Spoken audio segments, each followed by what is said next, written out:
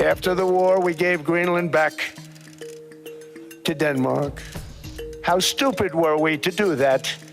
2 weeks ago, they saw weapons that nobody ever heard of. They weren't able to fire one shot at us. Defensive systems were made by Russia and by China.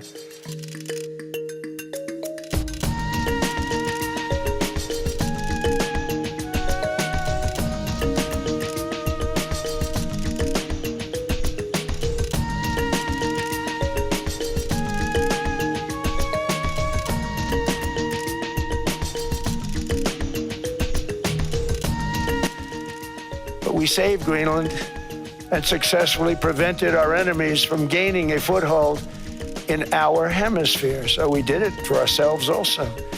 And then after the war, which we won it big. Without us, right now you'd all be speaking German and a little Japanese, perhaps. After the war, we gave Greenland back to Denmark. How stupid were we to do that? But we did it. But we gave it back.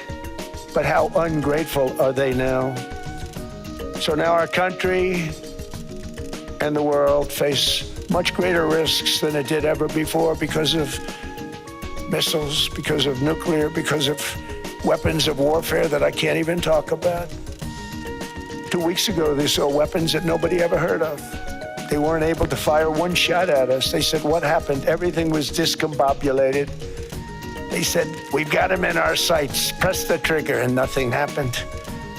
No anti-aircraft missiles went up. There was one that went up about 30 feet and crashed down right next to the people that sent it. They said, what the hell is going on? Those defensive systems were made by Russia and by China.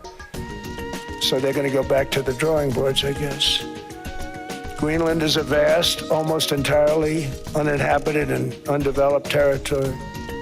It's sitting undefended in a key strategic location between the United States, Russia, and China. That's exactly where it is, right smack in the middle.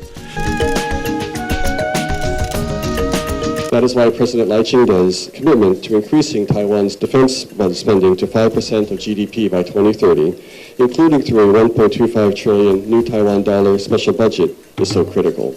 Taiwan is moving to spend more, yes, but most importantly, it is spending in smarter ways. Northrop Grumman, for example, has installed a medium-caliber ammunition test range in Taiwan.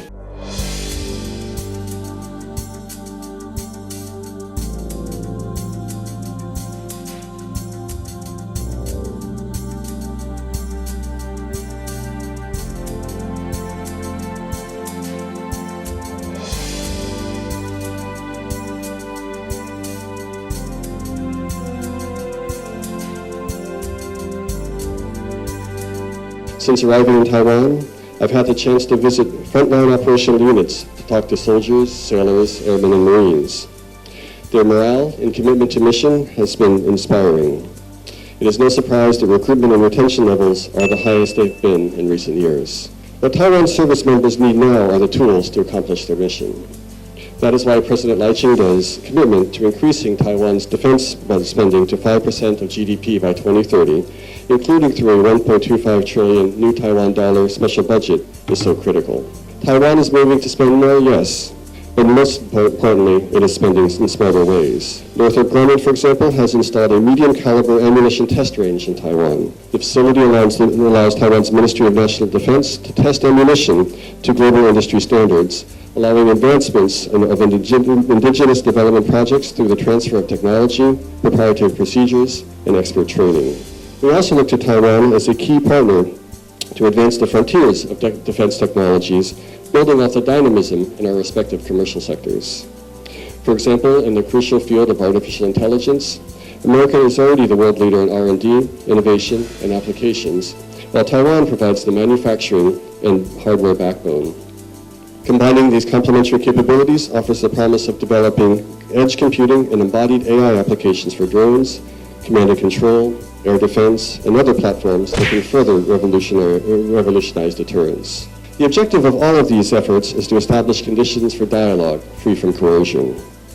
The United States has always insisted on the peaceful resolution of cross-strait differences.